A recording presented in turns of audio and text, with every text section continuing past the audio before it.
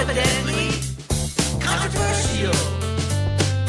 Confidently controversial. Confidently controversial. Okay. Hi guys, we're back. Woohoo! And Emily has lots to talk about. Oh my gosh. Settle in, folks. I have been holding it all in. It's season 3. It is season 3. I'm Kim Tweed. And I'm Emily Paul. In case you forgot, or in case you're new here. Yeah, are you? If you're new here. New? Do you think we're, some new people? I don't know. Sure. Depends on what movie you picked. I don't know. I mean, as usual, I'm sure you're going to be disappointed in me. But let's not get to that part yet. All right. We've been on a break. We've been on a break. So what did you do? I had Christmas. Oh my God, so did I. So did I. What? Yeah, so we're in the new year. It's 2025 now.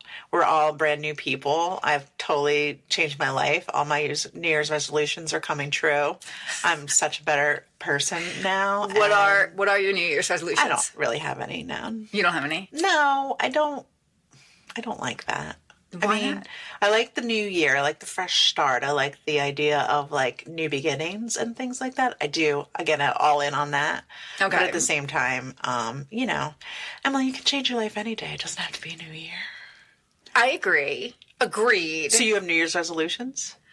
I have one Okay. of things that just a thing I want to do this year. Okay. Which is I want to, as you know, Kim, I'm an athlete. I heard.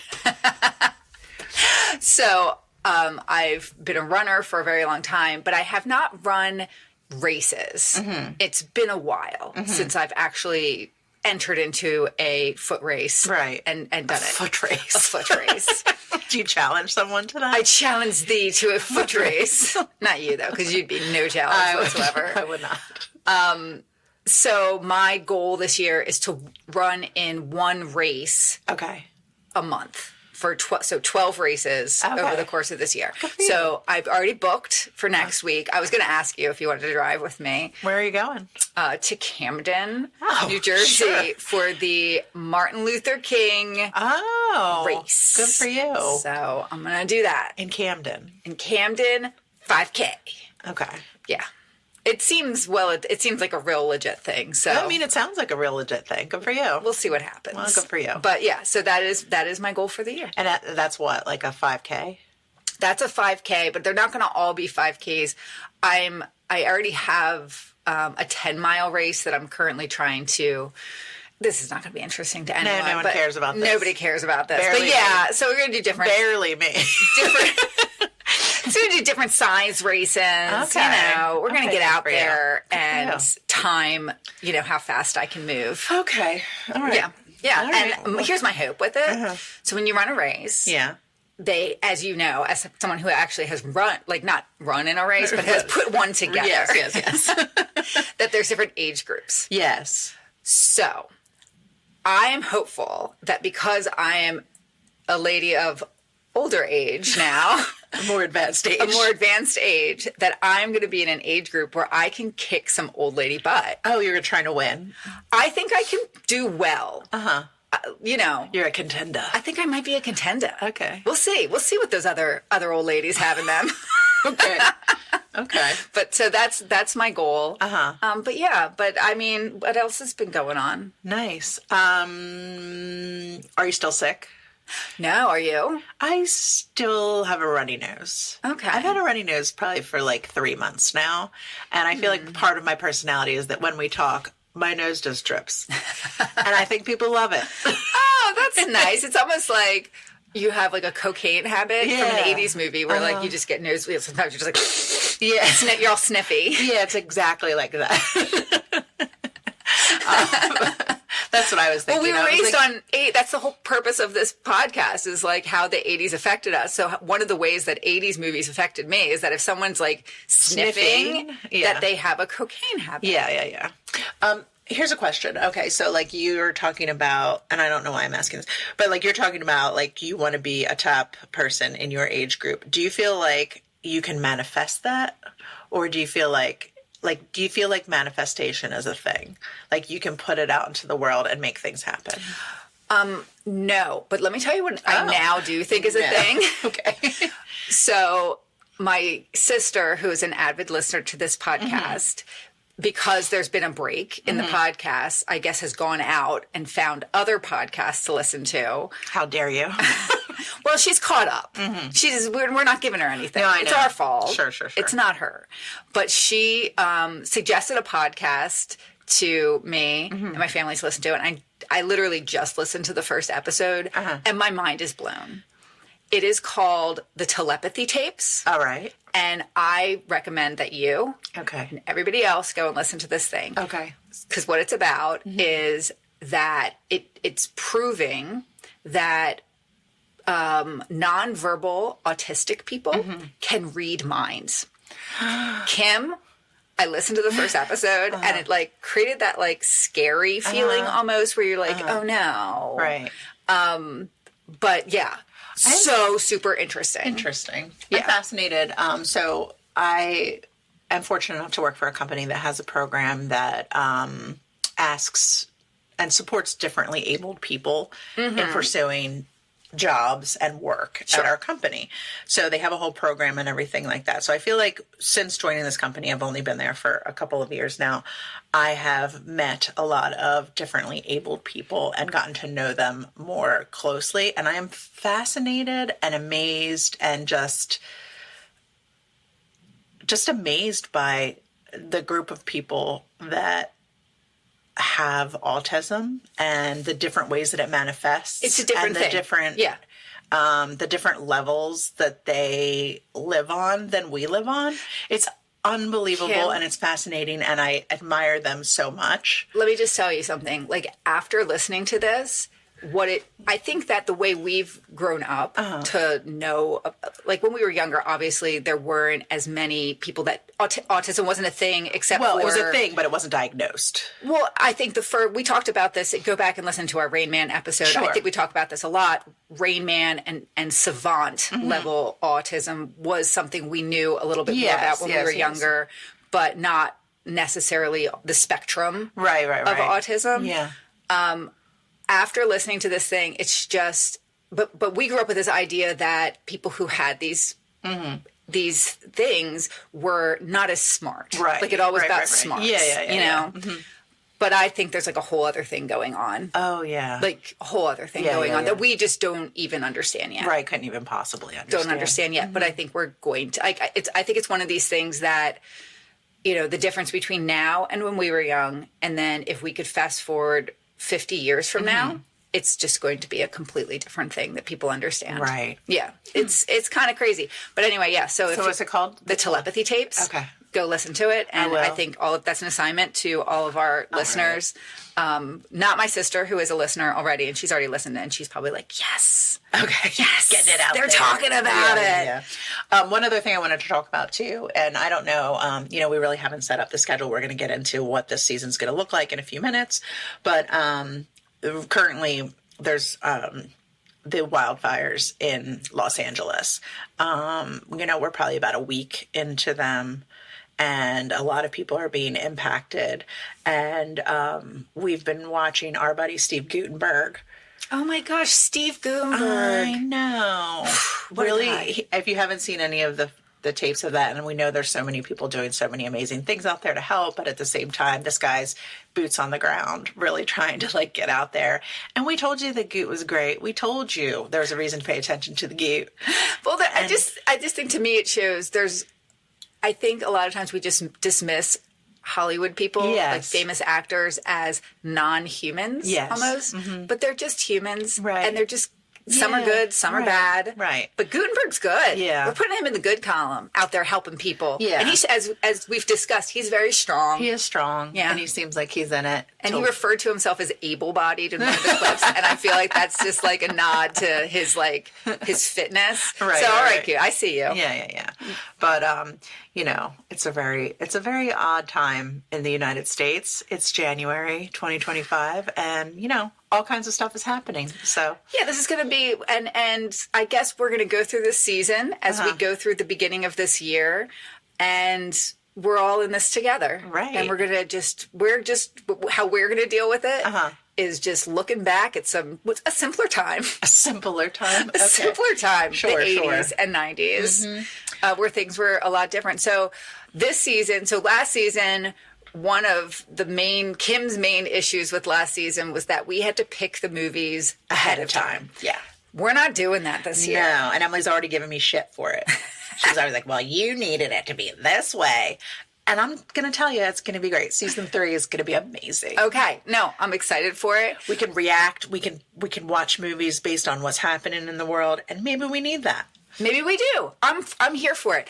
Now, the other thing with our show, as our longtime listeners know, every season we pick an actor of the past. It's usually somebody we maybe had a little hots for. Yeah. A little hots. That is the carry through for the season. Yes. So season 1 was James Spader. Who's still like... Yeah, he's still number 1. I think about him a lot. So don't think I forgot about you, Jimmy. You're always on my mind. Season 2 was... Christian Slater. Who I feel like you lost a little love for him throughout the season.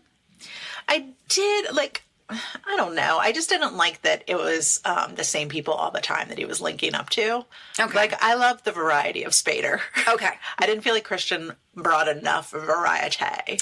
Okay. So, I had that in mind. Okay, so good.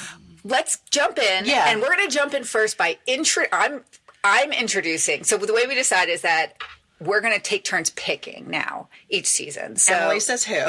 I say who, I say when. So last season, Christian Slater was really your boo. Okay. So now I get to pick. Now, James Spader, that's my true boo. Right. So I needed to pick someone. So I did that. So are you ready to jump in? I guess so. And learn about the movie and the person for this season? I think I am. I'm excited, Yay! guys. Let's do it. Hey, babe.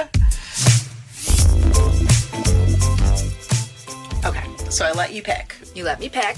You get to decide the first movie. You get to decide the carry through of this season.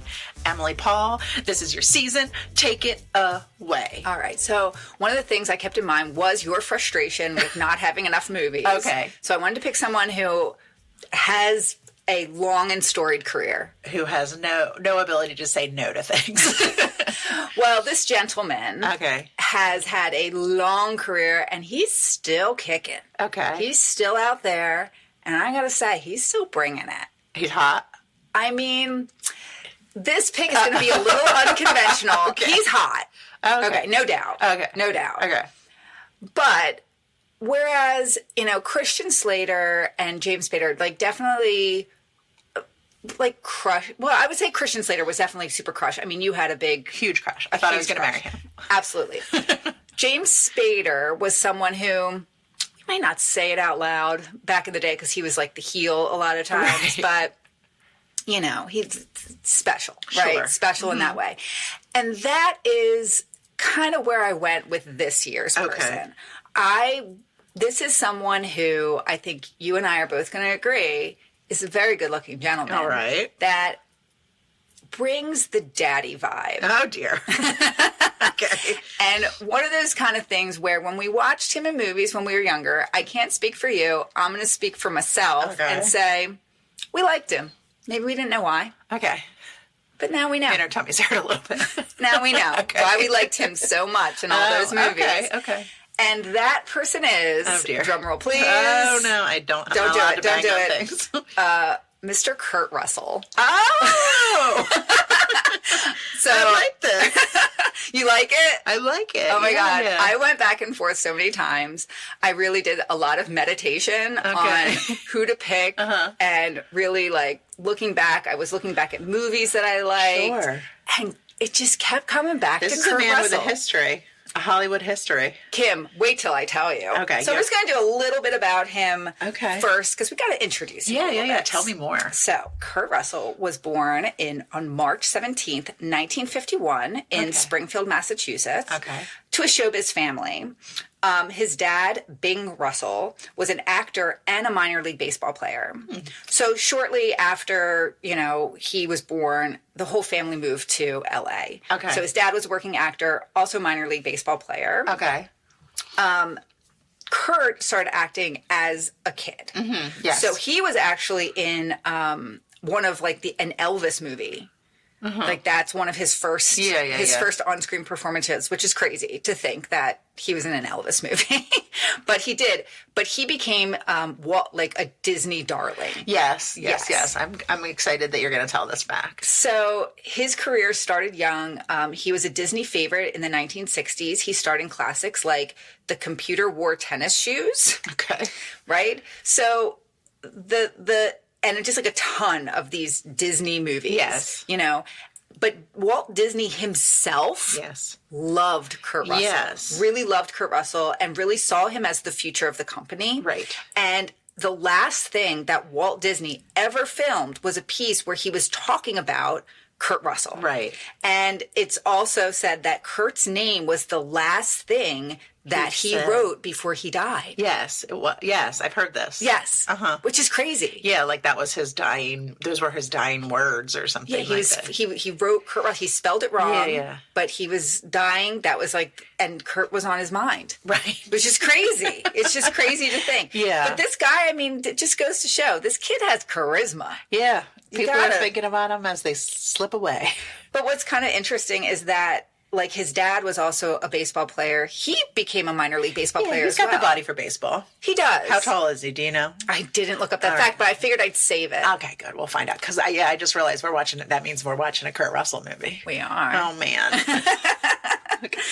But, so he was a minor league baseball player as well, but then he got a shoulder injury on his throwing arm, so that just kind of ended his whole thing. Sure. So then he really just threw himself into his acting career. So in the 80s, Kurt kind of moved from being this Disney darling to more of like an action icon.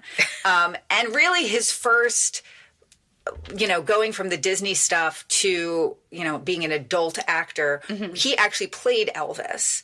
There was a made-for-TV movie that was directed by John Carpenter, who became a collaborator of his on a lot of movies, had him star as Elvis. And that was the thing that really kind of took him from this child actor to being an adult actor.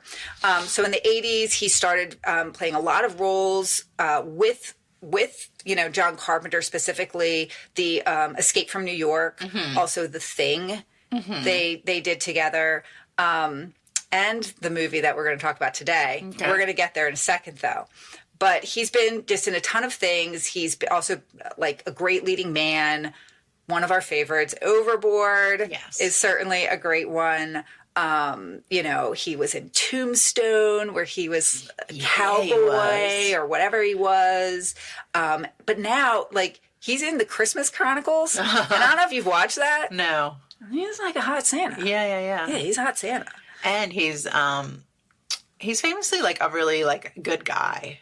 Yes. He is, they're not married, right? But he's been with Goldie Hawn for a long time. A very long time. He adopted her, or he hasn't adopted her kids, but they call him like Pa and stuff like that. Yeah, like her kids are about our age, and he came into their lives in 1981. Yeah, so when they were very young. Very young. So he's been with them, forever, and really has been their And then they dad. have a child together. Too, they do. right? Why? Yes. And he actually had a child before. So he ended up marrying, which I didn't realize that he was married to someone before he was with Goldie. Okay. But he married this woman whose name, I can't remember her last name, but her first name is Season. Okay. But then when I went to read a little bit more about her on Wikipedia, her name's actually Susan. And then she started going by Season, which made me hate her. Okay, yeah. Which made me just feel like, yeah, Kurt, Right. good for you. Get away from that.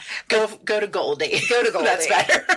Right. But they had a son together as well. Okay. So, yeah. Okay. So yeah. But he's, he actually has been in a ton of stuff. Recently in Guardians of the Galaxy 2. Oh, yeah. He played Ego, which is a great movie. And a fun fact, he is also a licensed pilot. And one time he helped land a plane safely during an emergency. Oh, my goodness. And he also makes wine, too, I think. Yeah, this guy does it all. Yeah, he's a Renaissance man. He does it all. But he's also in, I had to pick one movie that I wanted to I'm guessing it's not Overboard. I wanted to, give you that option if you wanted to do that one. Okay. But I felt this movie has come up quite a bit. Uh-huh. I love this movie. Okay. My younger brother loves this movie. Okay. And my husband, this is his favorite movie. Okay. So this is also really, this is coming out probably close to Valentine's. Sure. This is my little Valentine to my husband right. by picking his favorite movie to kick off the season. And when I told him that I was doing this movie, he was like, when's it coming out? When is the podcast coming out? He's so excited about it. So if that's what I have to do to make my husband listen to this podcast, Sure. that's what I'm going to do. You do it. So this movie is from 1986. It's PG-13. Described as fantasy, action, comedy film. Okay. Okay. It was directed by this master of horror, John Carpenter, who did Halloween, The Thing, In the Mouth of Madness, kind of known for scary stuff. I wouldn't call this movie a horror film at all, but it has some, kind of scary elements to it, I guess.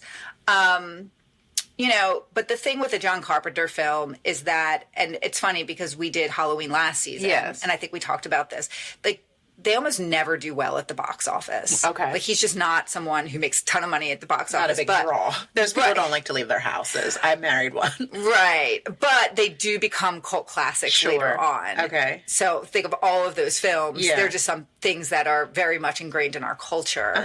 So this movie definitely followed suit, despite receiving okay reviews. And they actually, him and Kurt Russell thought it was going to be a huge success because it tested so well with audiences. But it was actually a commercial failure. Okay. And it grossed $11.1 million in North America. And that was below its it had an estimated 19 to 25 million budget. Oh, so it lost money when it first came out. And that's probably, it was apparently against a lot of bigger movies.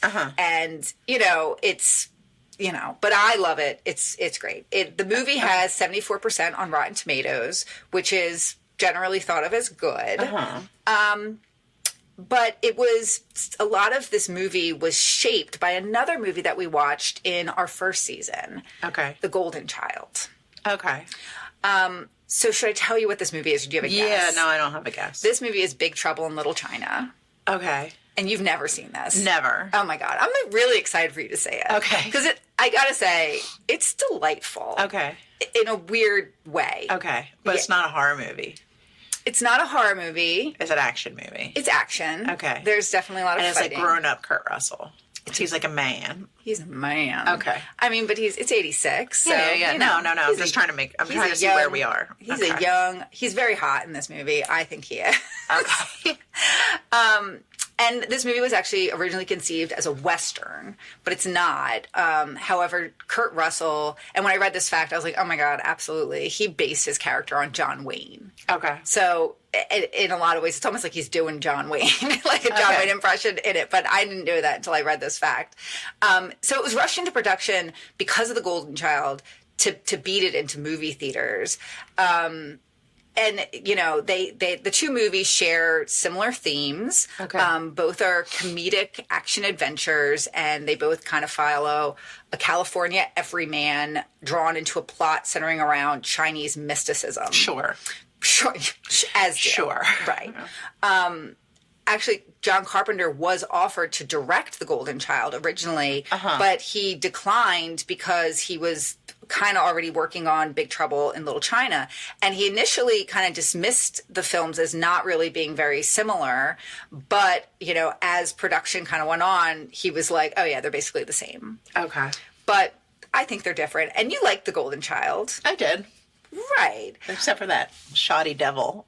That was a shoddy. There's going to be some shoddy stuff in this. Okay. I mean, get ready.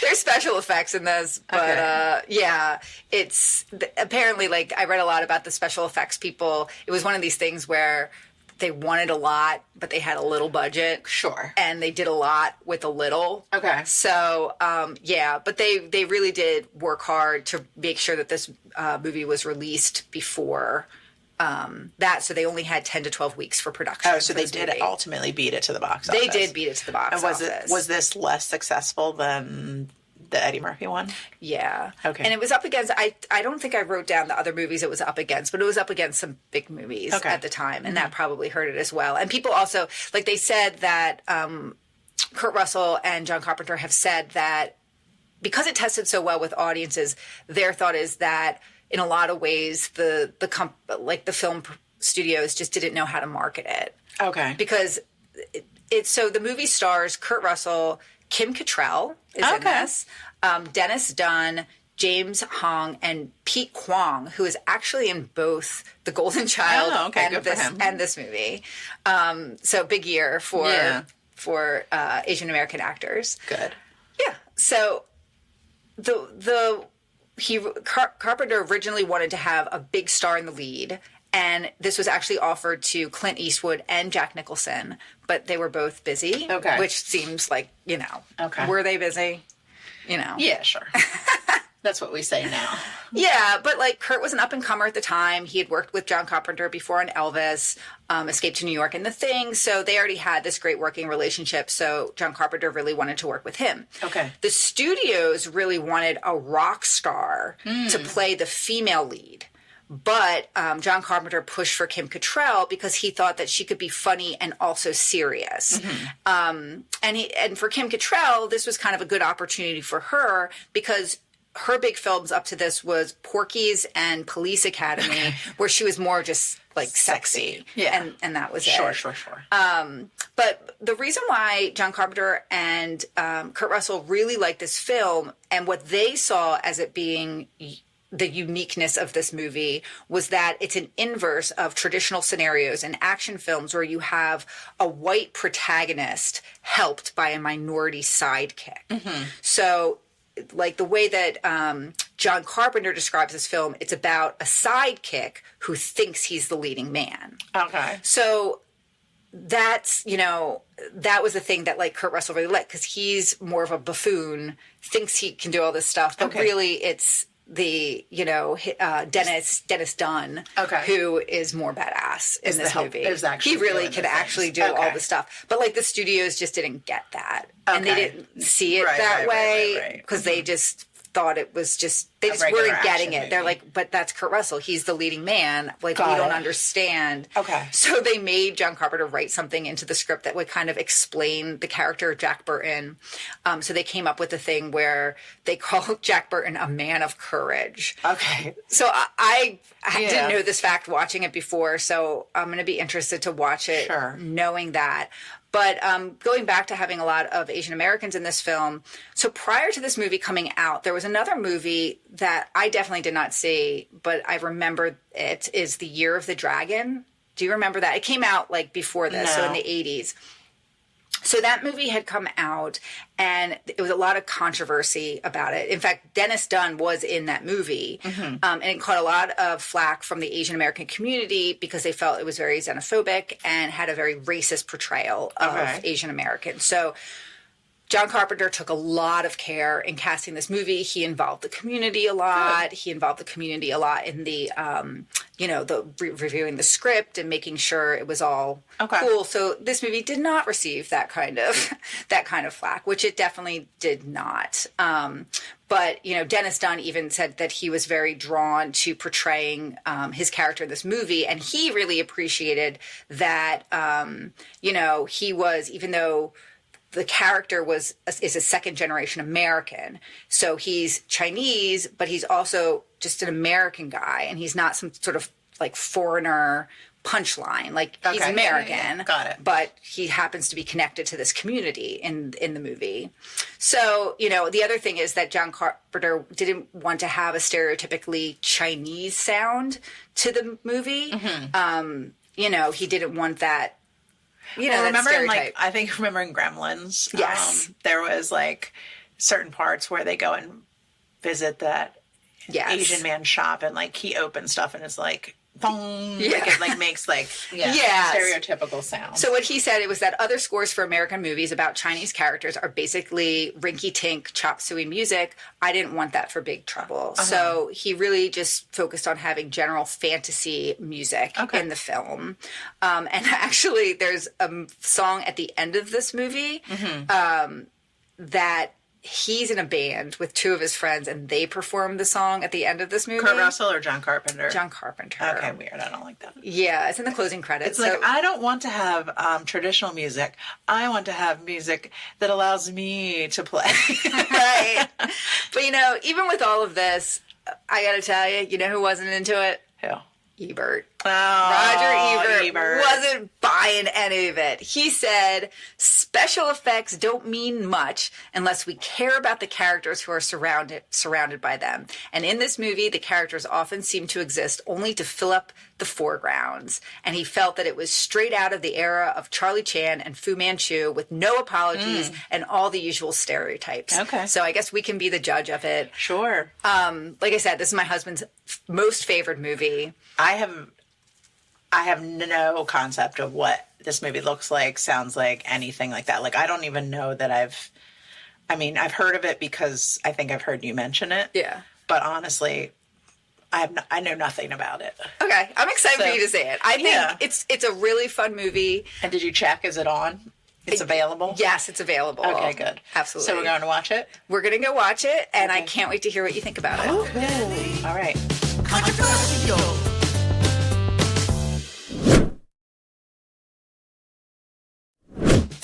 Confidently controversial. Okay. Here we are. Kim's magic.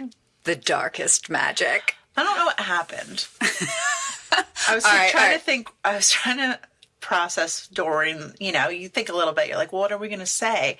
And usually there's a part where we explain what happened, and I could not explain what happened if we tried to. Well, it's funny. I was thinking about The Golden Child. Yeah. And I feel that The Golden Child does a much better job of communicating what is happening in the movie. Yeah. I was also wondering, we didn't have subtitles on this one. No, we should have. And I need to read the words too.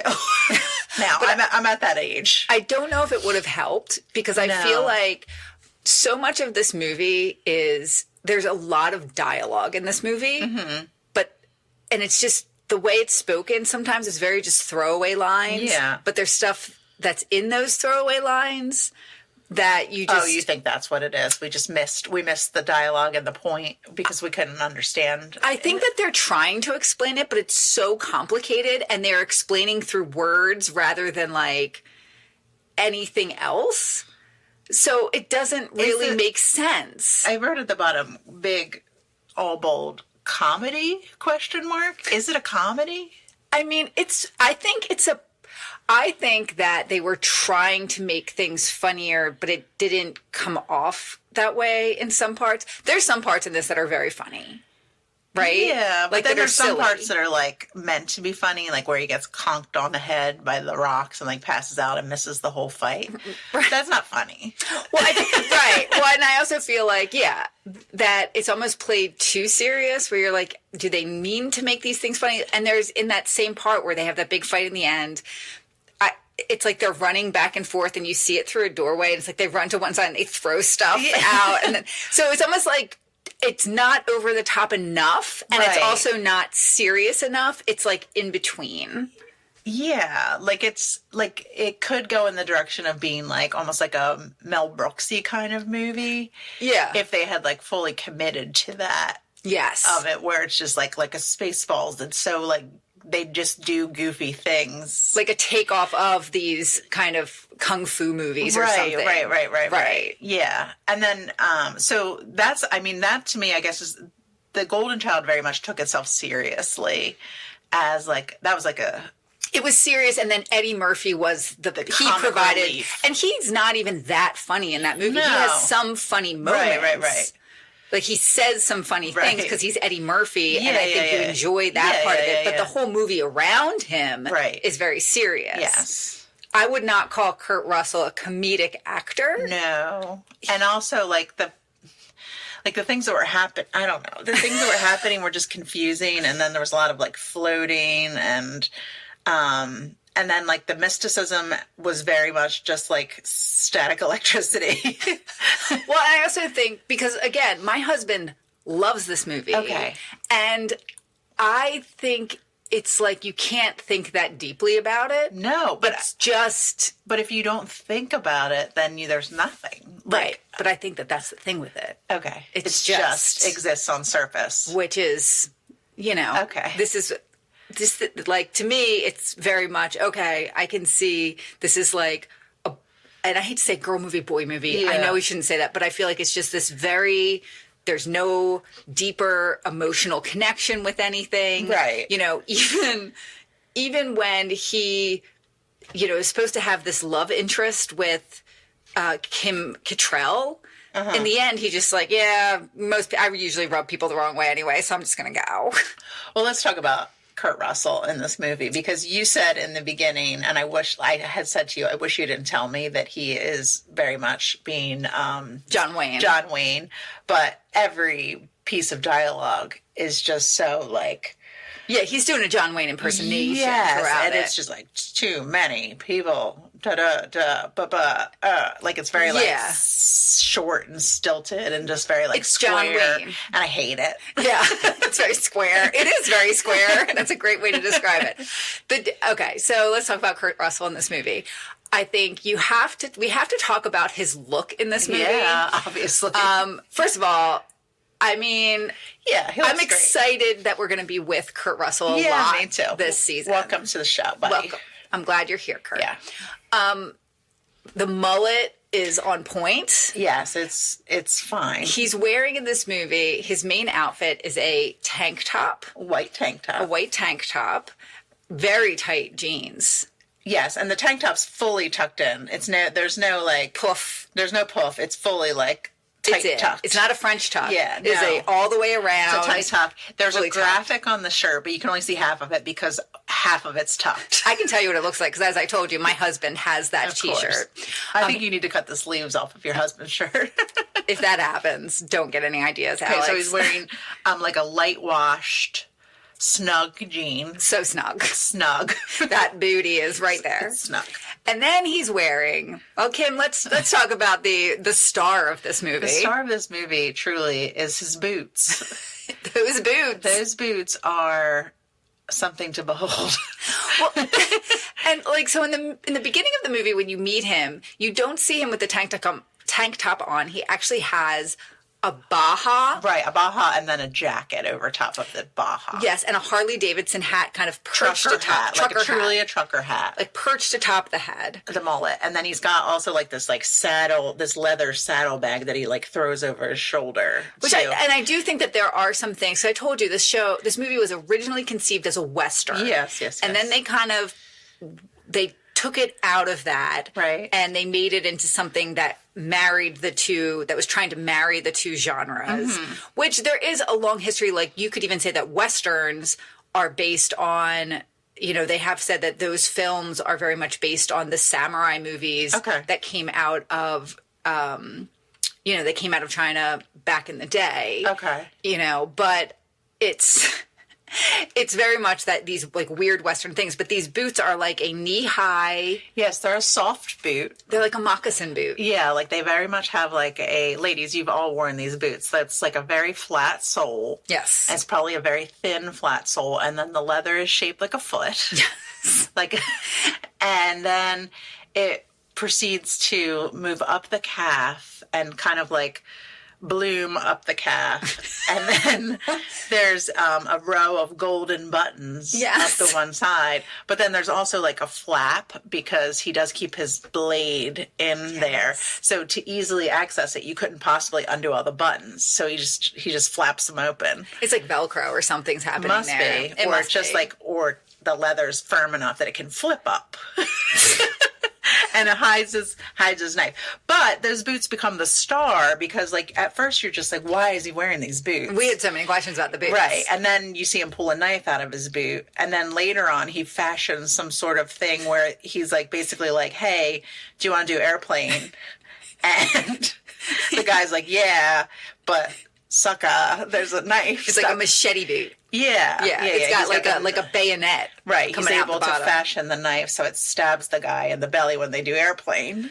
Yeah. So, I think those boots were a choice yeah. by some. There was a conversation about those boots. And if you look them up, like immediately people are like, these boots, you can buy them. You can a lot of people Well, it's funny. are selling them. Okay, so again, back to the Golden Child. After the Golden Child, we also talked about an article of clothing. Oh, yeah, it was a hat, It was right? a weird chef hat Right. that we found out someone had written a song about the hat. Oh, yeah. Yes, I wonder if someone's written a song about I'll these bet boots. they have. I saw somebody had 3D printed them. They went so far as to be like, I need these boots in plastic. So you know what? We're not the only ones No. who see these boots Who as being noticed. something. Right. The boots are weird. Yeah. Then you have the Kim Cattrall character, Gracie Law, Who's a lawyer, but she's so plucky. but her last name's Law, and she's a lawyer. No, her pin game is on point. It is. Like, her dressing is basically just, what I wear. It is. Oh my God, it really is. You are inspired by Gracie Law. Yeah. Truly. None of the characters make sense. Everybody's dialogue is almost stilted. Yeah. There's no reality. It's very delivered. Yes, there's no. It's not realistic in any way, shape, or form. No, but so the main guy, Jack Burton, that's Kurt Russell. He's good friends with Wang Chi. Okay. I wrote it down. Wang Chi. Okay, I'm not saying you're wrong. And he is like somebody that he knows when he's a truck driver. He's a truck driver. He's like a delivery guy, and then Wang Chi owns a restaurant. So I feel like there's... when Jack comes and delivers, they it's like through this alley. There's like a Chinatown. market and everything like that out there, and apparently he's delivering live pigs. It's the Pork Chop Express. Oh yeah. So he's delivering. Duh. There you go. Okay. I get it now. I mean, if I'm being honest, I just got it right now. Like, we just figured it out in real time. You just heard that happen. Yeah. So but when he goes, he hangs out with all of these people in Chinatown. They're drinking beers. They're playing like street games. You know what I mean? like betting games with cash. With the walnut shells, and they're like. Exactly. Yes, that's exactly what's happening. And Jack Burton has a great day, and he wins the money. Yeah. And then the restaurateur has to He's like, oh, well, I can pay you, but I can't pay you now, and first I have to go to the airport. So just come back to my place, the restaurant later, meet me there, and I'll get the money. But Jack Burton's not He doesn't believing trust anyone. that. So they get in the truck, and he's going to drive Wang to the airport, and they go to the airport to pick up his fiance. Yes, who's a beautiful, Green-eyed lady. green-eyed woman from China. And green eyes are rare and also magical, and people pay more for women with green eyes. They certainly do. So she immediately is human trafficked right in the airport. By a group of guys who are so cool looking. Oh my God, Kim couldn't get over these guys. They're just supposed to, they look like a gang members or Yeah, something. but they're like cool 80s street punks, and the one of them has on these amazing like white glasses with like just like the smallest of slits in them. Was that a little racist though? It felt it. I understand what you're saying, yes. But it also looked cool. Like he was owning it. Oh yeah. Yeah. Yeah. Like, but it was certainly again another choice that Yes, was it made was by a that choice. fashion director. Right, We exactly. got to find that person's name. Sure. Throw them under the bus. Right. We got to cancel that person right now. Right. So the boots alone. So yeah, she gets human trafficked. Yes. But then also Gracie Law is at the airport to pick up some other girl that never comes back up. Well, she's like, I'm protecting her rights. So she's some sort of civil rights lawyer to make sure that she immigrating. So maybe she's like an immigration lawyer. Maybe. They don't go to that place. No, this doesn't have that kind of plot. No, not at all. So she's picking up a girl from the airport, and then she kind of gets in the middle of it. She's somehow. known in that community, but it's weird because for someone who's like an immigration lawyer who seems to be on the side of helping people, nobody likes her.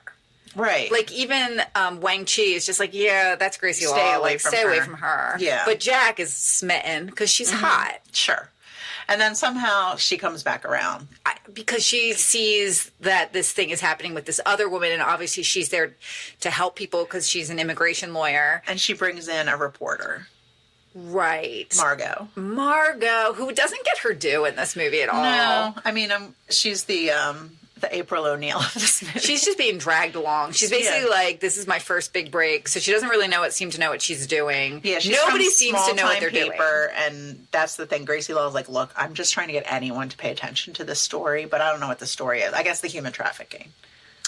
I guess the human trafficking or the and maybe that's mysticism? why she was at the airport to get that girl, because maybe that's a common thing that happens when the women get off the planes there.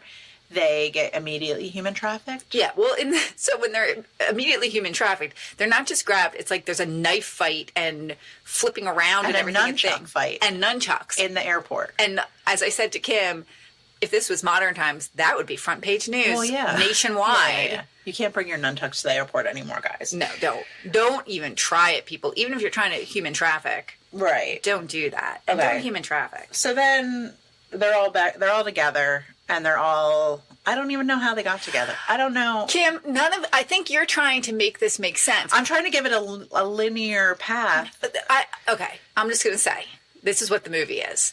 You got an evil entity who once has been cursed. Is that David Lopan? Yes. He's been cursed so that even though he is immortal, he has human flesh. So he's like decaying and he's all gross and he has to be in a little jazzy scooter. Right. Which if you ever get sparse hair like that. Oh, kill me. I will, but I'll shave your head. And get me a wig. Yeah. A decent wig. Like you can't have just pieces. No, like long strands. No. Just shave that stuff off. Okay. Yeah, don't even. Right. And but that makeup was supposedly pretty advanced for like the time. Where he looked like he was like old and like pocked. Yeah, it was pretty gross. I don't think that kind of makeup was made for high def. Right. So then there's like those lampshade. Yeah, head the three guys, storms. And they wear like these giant baskets on their heads. And they have power. And they have static electricity power. Well, one does. The other two have different power. They both did. Didn't they all? I don't know that they all did. I don't know. We don't know. I mean, we're trying to make sense of this. I really think you have to take this movie as just okay, this is what's happening. I'm just going to accept this and I'm not going to try to make any sense. But so the guy who is immortal but has human flesh and is like decaying, basically. The dad from Wayne's World. The dad from Wayne's World.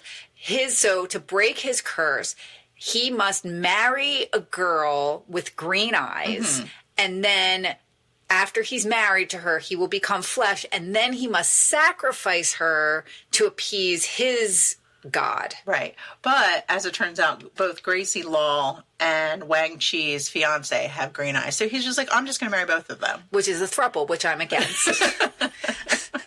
I shouldn't say that. If you're listening to this and you are happily a throuple, okay, no shade. I don't know how it all works. I don't either. So, okay. But he wants to form a throuple. Yeah, he's immediately throupling them. And but this is even better because he's like, well, then I marry them both. I'll just kill Gracie Law and then I will bone the lady. Right. Yeah. So he's like, this is actually kind of perfect. This is a fuck, marry, kill of his dreams. Absolutely. So they're basically trying to infiltrate his underground lair. Sure. And there's all these things that they have to go through to get there. But they're kind of random. Like, it's not very orderly. I feel that's the thing with this. This is just, the script and the plot is just so chaotic. Have they had, like, challenges they had to do? Well, it's like they got the floating head guy, which is the mad ball. It looks like a mad ball, but as Kim's husband explained to us, it's a beholder. Right. Because it's covered in eyeballs. Yes, the eye of the beholder. Get it? Do you get it? And whatever it sees, David Lopan sees. David Lopan. So, they encounter that thing, and Kim couldn't handle that thing. No, because he opened his mouth and he had an eyeball in his mouth that later protruded. It was like a tongue with an eyeball on the end. Yeah, but it looks so fake.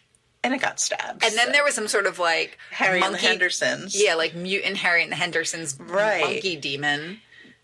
Yeah, it looked like they took the Harry and the Henderson suit and like left it out in the rain. Yeah, it does. And they were like, well, this is our monster now. Here, look, hey, recycling. Right. We're all about it. Right. So they have to fight those people, and then they're going to go into the temple. And there's nobody really around because everybody's at the wedding. Right. All these dudes are at this guy's wedding. The throuple wedding. The throuple wedding. Mm-hmm.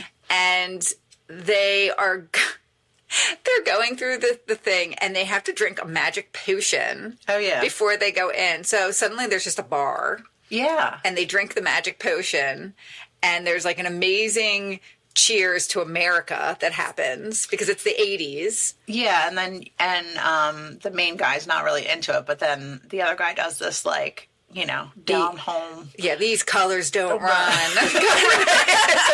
kind of a speech, and then he's True blue. He's like, on the wings of liberty. Right, Eagles, let's go. Let's go. And then the other guy's like, okay.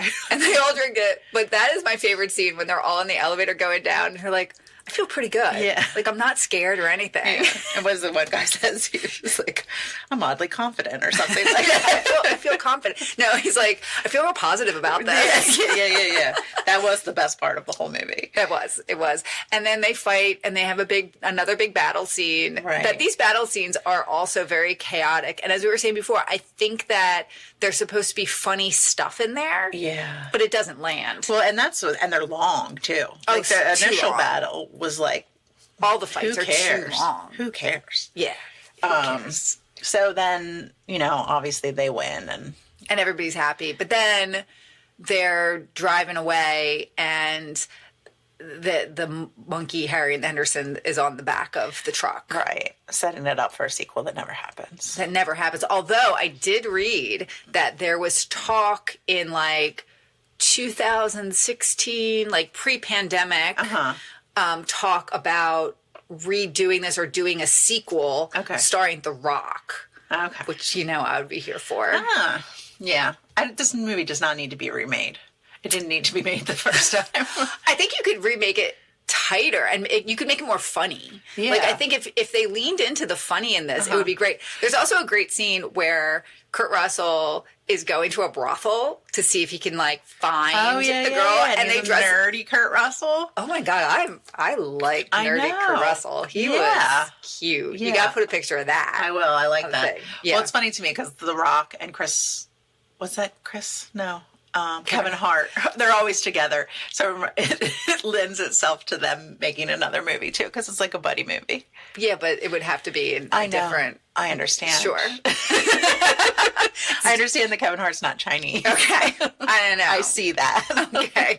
But I do think that The Rock, in a lot of the movies he's in, he is funny. Mm-hmm. He makes it a fun thing. Yeah, but he needs someone else. He needs a comedic side. Yes, he does. So that's why he usually relies on Kevin Hart. Yeah, well, those Jumanji movies are very funny. Are they? Yeah, you never saw them? Mm-mm. You should watch them. I think that your various nieces and nephews would find it very funny. It's enjoyable. Okay. I love The Rock. But anyway, The Rock's not in this movie. No. Kurt Russell is. Yeah, I think it's really, again, if you're looking for plot, if you're looking for something that makes sense, you're not going to find it here. You will not find it here. But if you're looking for boots and tank tops, this is a space. It is. And if it's really, you just have to go into it and know you're going to be like, what? Mm-hmm. Wait, what? Yeah. Don't look for anything to make sense. Don't watch it. I'm sorry. No? Alex, does he watch this a lot? He'll turn it on. Really? Yeah. He'll be like, what I'm in the mood for, and he puts it on. Big Trouble in Little China. Really? Yeah, he loves this movie so much. Okay. I remember, watching this movie with my brother, and it was just fun. It's just fun. It's silly. Okay. Yeah. We should have used the subtitles. We should have used the because subtitles. I think that's the thing, too, is you really do need to read the words sometimes. You do. I think a lot of what they were talking about is they're trying to explain that all of the things that are happening have a connection to Chinese mysticism. Yes. And they're explaining the Chinese mysticism, but it's so in depth that it's like, no, there's too much going on, and you're trying to explain too much. Yeah, it definitely is too much. Right. There's too much. They tried to go too deep in that part of things, I think. Yeah, but then again, like, I go back to The Golden Child, which I'm sorry, John Carpenter, I have to compare the two because you just have to. They The all, Golden like you Child was said, better. it was better because it was very simple to understand what was happening. Right. The child is, they explain it clearly. We have to get the kid. We need a knife to do this thing. Like, everything was very... I got the knife. Isn't that it? Yes. I want the knife. Right. Please. And I'm sorry to compare the two, but you do understand what's happening because they have, like, again, Eddie Murphy's that everyman character. Right. And he's like, what's going on? And then they explain it to him. And he's like, okay. And he kind of explains it back. And we all understand what's going on now. In this movie, Jack Burton's supposed to be that everyman character, but he has this like bravado to him where nobody can tell him, and he's like, I know everything. You can't tell me. Right. So there's no explaining. So they explain, and he's not like, wait, what? Like, this doesn't make sense. Please explain more. He doesn't ask more questions. He's just like, okay. I also don't think, and sometimes in movies, people act as freaked out as you would if true mysticism started happening. Yes. Like, if you were walking down the street or if you were in an alley and if there was a full-on kung fu fight, that would be huge. I'd be so scared. Right? Like, and so second scared. of all, if some of the people started like shooting electricity out of their hands or their eyeballs turned white, like, I would probably have a coronary. I might poop my pants. You would, definitely. I think I would. But I feel like there's just no, like, and I know if these people don't go on, then there's no movie. But at the same time, like, people need to be freaking the fuck out when stuff like this happens. An eyeball head floating. Right. Like, that's scary. Right. And that's like, not something you just accept and you're like, okay, I need to fight it. I can continue my day. Right. Like, I feel like that's it. I see that. I'm like, no, I'm done. I gotta go home. Like, I can't be a part of this. Yeah, I think you just lay still and you can't move. Like, I feel like that's when you become paralyzed with fear and you're just like, okay, I'm done. I'm done. There's nothing else I can do. Well, there's also that fight or flight thing. Uh-huh. And I or freeze. And that's what I'm doing. Yes. Fight, flight, or freeze or fawn, which is another one too. What's the fawn one? Where you're going to be like, okay, David Lopan, I'll just be on your side because your hair's so pretty. Your hair's so pretty. Please don't hurt me, David Lopan. What do you need? You want me to help you? Oh, so you've tried to have sex with David Lopan. I don't have green eyes, so he don't want me. No. I would try to manicure his nails, which really need a manicure. His nails. Can you talk about his nails for a second? Yeah, I mean, he does have a luxurious full set. And he... one special. Yeah, and then the pointers... Yes. ...are very, very curled and long. And metallic. And also his fingertips bleed sometimes. They were bleeding because he was becoming flesh, Kim. You missed that part. Well. But the nails were like just obviously like giantly press on. Right, but and he like very much held his hands like in front of him, like, hey everyone, look at my Manny. Look at my nails. Yeah, it looks good. But they weren't painted or anything. They were just scraggy. They were scraggy. No polish. Well, except for the special one. Except for the special nails, yes. Yeah. No, I mean, this movie just exists. Yeah. It is what it is. Kurt Russell is a joy. I enjoy Kurt Russell in this movie. Yeah. I mean, I think we'll find better, but at the same time, I'm glad he's here. Yeah. I'm glad he's here. I'm glad he's with us for this I just season. saw Emily's notes and they just said nerdy Kurt equals hot. Nerdy Kurt. I mean, you know who he looks like when he goes to Nerdy Kurt? Who? Another Kurt Cobain. When Kurt Cobain goes nerdy in when he's wearing this, in the video for whatchamacallit. You know the one that I'm talking about. You should do a side by side of the two of them because they both have a strong jaw. Yeah. Which is very much accentuated by the glasses. Okay. So I loved all right. it. So, anything else to say about this movie before we wrap it all up? No, nothing else to say about this movie. It is what it is, and you don't ever have to watch it again if you don't want to. All right. So in this part of the show is normally when we would do our connect to Kurt Russell. Right. But this is it. He's it. He's in it. As we do. So, like, I don't know if you're new again. The first episode and the last episode are the bread of this podcast sandwich. And we do Kurt Russell in our first movie, and it will be up to me to bring Kurt Russell to our final film of the season. And I hope you choose correctly. I will. I already have. But so I'm excited for this season. Yeah. I'm really excited to kind of get back into the swing of things because I have to tell you, I miss you. I know. And I've had people tell me that they miss it too. Yeah. So that's, we're sorry. We needed just a little Christmas break. Everybody takes a break. A lot of podcasts take a break this time of year, and I have to say I'm really sad. Although, sometimes you discover new things like the telepathy one that I'm listening to. Okay. Use your energy to promote our podcast, okay? But no, I am excited that we get to hang out and watch movies because it's my favorite thing. And if this is your first movie, because this is also your favorite movie, we'll tell you that we're on Instagram at Confidently Controversial. We're on TikTok while it lasts. Yeah, maybe not. I was thinking to myself, I guess I'm making reels now. Yeah, we were on TikTok at the time that this was made, but you never know what's going to happen. Yeah, you should go there and check out our TikToks while they last. You can at Confidently Contro. We do have a website where you can see all 70 oh my god episodes. Now 71 episodes of the podcast that we've done. So if you want to see what other movies we've done, check it out. And we also sell merch on our website, so pick up a sweatshirt or a hat, all the things. And rate and review our podcast because it really does help us to get it out there a little bit more. Tell your friends about it if you like it. And, also, here's the thing.